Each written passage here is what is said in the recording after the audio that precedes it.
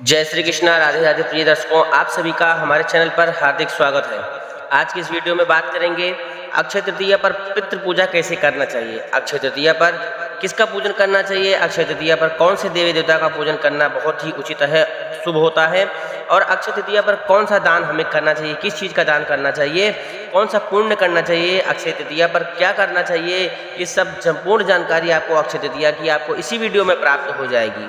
बस आपसे निवेदन है, हमारी वीडियो को आप पसंद आए तो वीडियो को लाइक करके चैनल को सब्सक्राइब कर लीजिएगा और बेल आइकन को प्रेस जरूर कर लीजिएगा। अक्षय तृतीया का महत्व शास्त्रों में बहुत बड़ा बताया गया है। जितनी इसकी महत्वता बताई जाए उतना ही कम है, क्योंकि शास्त्र में अक्षय तृतीया को पूर्ण तिथि कहा गया है। इस दिन अक्षय मतलब इसी का नाम ही अक्षय है, जिसका अक्षय न हो, जिसका नाश न हो, जो अक्षय हो उसी को अक्षय तृतीया कहते हैं। अक्षय तृतीया अपने आप में एक पूर्ण विधि है।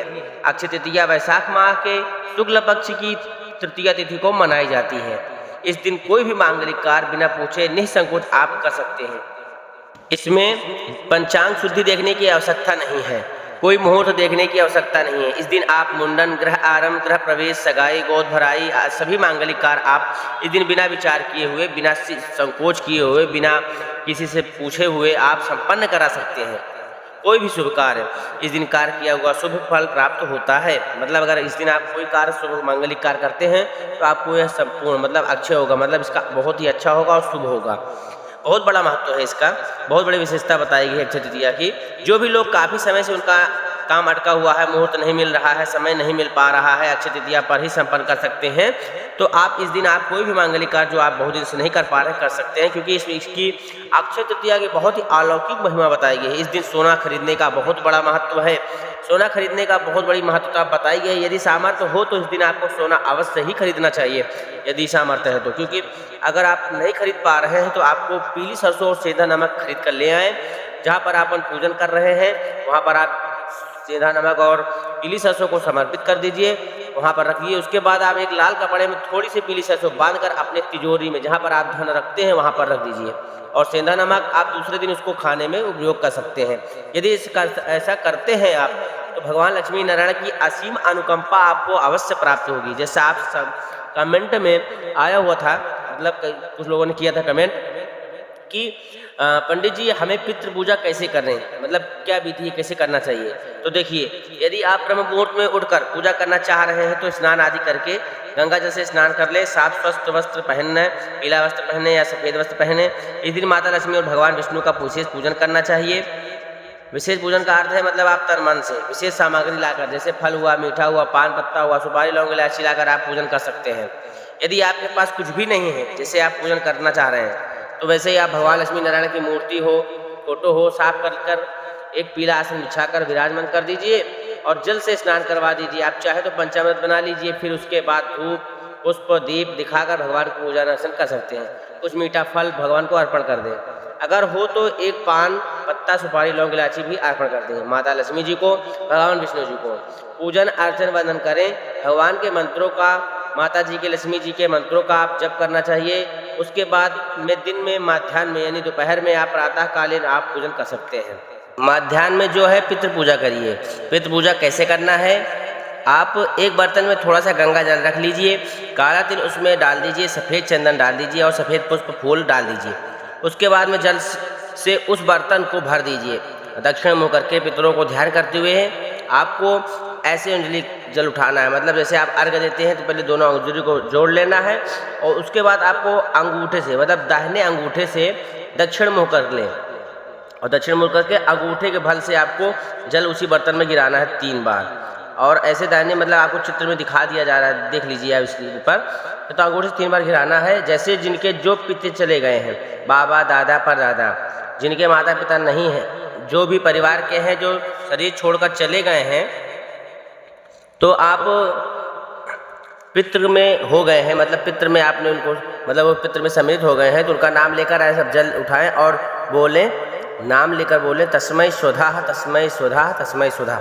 अर्थात एक बार जल उठाएं और 3 बार उसी में 3 बार जल गिराएं। ठीक है। तस्मै स्वधा बोलकर इसी अंगूठे से जल गिराना चाहिए।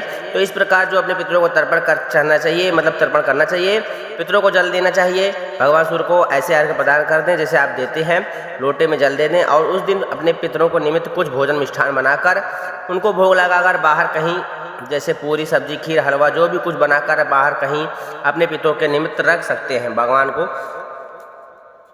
का पूजन यदि आप कर रहे हैं तो 8 से 9 या 10 बजे पहले पितृ पूजा कर लीजिए, तब आप भगवान पूजन करिए। यदि आप ब्रह्म मुहूर्त में भगवान का पूजन कर रहे हैं तो दिन में आप माध्याह्न में जो 10 बजे के बाद आप पितृ पूजा करिए। इस दिन अगर आप पितरों को जल अर्पण करते हैं, पितृ पूजा करते हैं, तो आपके पितृ जो हैं अक्षय रूप से तृप्त हो जाएंगे। जब हमारे पितृ तृप्त होते हैं तो हमारे घर में पितृ दोष नहीं लगता है, पितरों का आशीर्वाद प्राप्त होता है, जिससे घर में सुख शांति का माहौल बना रहता है। घर में धन वृद्धि, वंश वृद्धि, सभी का विवाह, संतान उत्पत्ति समय समय पर होती रहती है। घर में कलह क्लेश नहीं हो रहता है। पितृ दोष में घर कलेश उत्पन्न होता है तो विवाह लोगों का विलंब से होता है, संतान उत्पत्ति बाधा आती है, पितृ दोष का लक्षण है। इसलिए अपने पितरों के लिए मैं सबसे कहूँगा, छोटा सा उपाय है, अपने पितरों को जल अवश्य अर्पण करिएगा। भगवान का पूजन आप छोटा कर दीजिए, लेकिन पितृ का पूजन जल जरूर दीजिएगा। तो पितृ पूजा और भगवान लक्ष्मी नारायण का पूजन जरूर करिएगा। इस दिन दान करने की बहुत बड़ी महत्वता बताई गई शास्त्रों में। अक्षय तृतीया को अक्षय रूप से जो भी आप दान दे रहे हैं उसका अक्षय रूप से अक्षय प्राप्त होता है। दान में आप अन्न दान, धन दान, फल दान, जल दान अर्थात जलपात्र, बाल्टी, टब, कैंपर या घड़ा, जूता चप्पल इत्यादि आप दे सकते हैं। इस दिन चाहे तो रोड पर आप सड़क पर लोगों को पानी पिला सकते हैं, मीठा पानी पिला सकते हैं, आप चाहे भंडारा भी करा सकते हैं, जैसे आपकी सामर्थ्यता हो। लेकिन हमारी सामर्थ्य नहीं है तो हम थोड़ा सा आटा चावल सीधा निकाल कर कुछ दक्षिणा सहित ही आप किसी सुयोग ब्राह्मण को दान दे दीजिए, गरीब लोगों को दान दे दीजिए। छोटा सा उपाय है, हर कोई कर सकता है। तो अन्न दान, द्रव्य दान अर्थात दक्षिणा दान जरूरी दान करना चाहिए। बाकी जैसी जिसकी सामर्थ्य हो वैसे करना चाहिए, लेकिन करना चाहिए। इस दिन ध्यान रखें कि तामसिक भोजन न करें, मांस मदिरा का भक्षण न करें, मांस मदिरा से दूर रहें इस दिन और ब्रह्मचर्य से रहें।